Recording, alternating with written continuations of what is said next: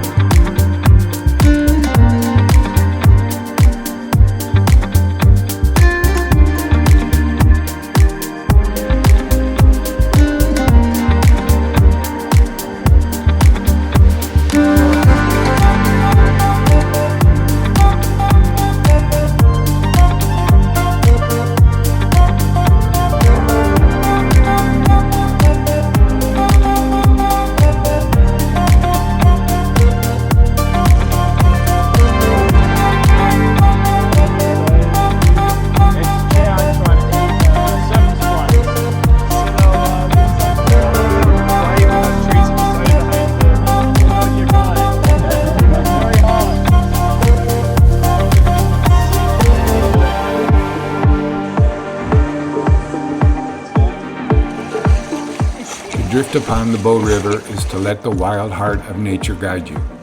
The current carries us, not in haste, but in harmony. Each bend of the river, each ripple in the water, speaks of simplicity, the kind that escapes us in the rush of modern life.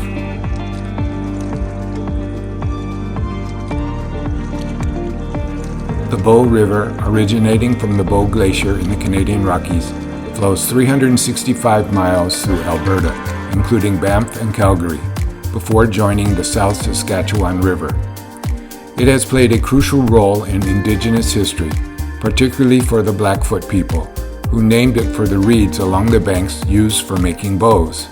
The river supports diverse ecosystems and is popular for outdoor activities like rafting, fishing, and hiking. Its watershed is essential for agriculture and drinking water, while its scenic beauty attracts tourists to iconic spots like Bow Falls in Banff National Park.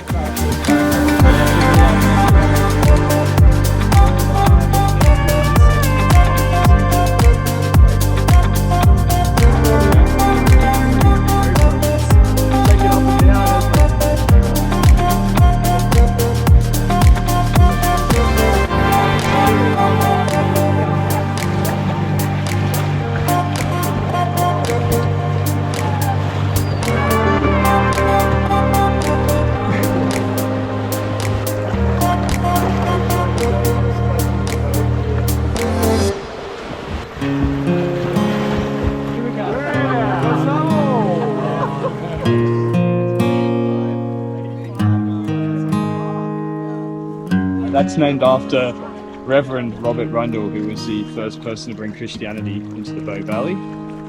Then we have the Fairholme Mountain Range. I'm honestly not sure why it's called the Fairholme Mountain Range. We have Cascade, which is the one that lines up with the main street of Banff. And then we have Tunnel Mountain. It's also called the Sleeping Buffalo.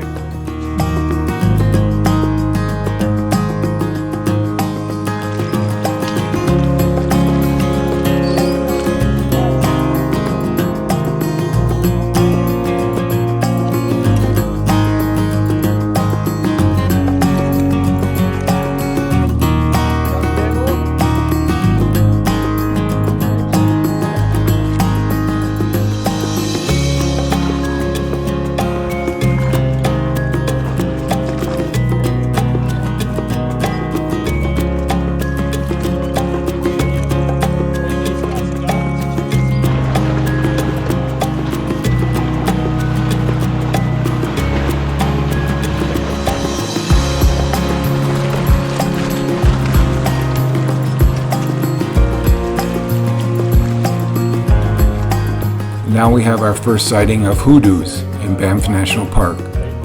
These are unique rock formations that can be seen along the Bow Valley, near the town of Banff. These hoodoos were formed by the natural processes of erosion over thousands of years, mainly due to the action of wind, rain, and frost on their soft sedimentary rock layers, particularly limestone and sandstone.